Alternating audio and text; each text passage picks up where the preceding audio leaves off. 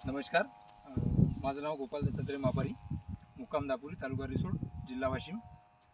माझ्याजवळ 10 ते 12 एकर जमीन आहे आणि या जमिनीमध्ये आपण सोयाबीन, हरभरा, तूर आणि हळद वगैरे पीक घेत असतो.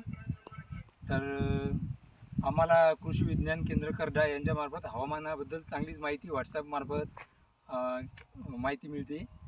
त्याचप्रमाणे काही कर्मचारी येऊन आमच्या गावात मीटिंग अरेंज करून तेही सांगतात.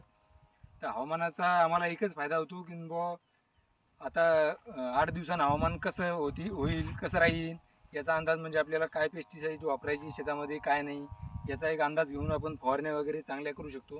म्हणजे उत्पन्नात एक तर आमची भर होऊ शकते. तर याच्यामार्फत आम्हाला एक चांगले माहिती भेटते कृषी विज्ञान केंद्र करडा यांच्या मार्फत हवामानाबद्दल. धन्यवाद.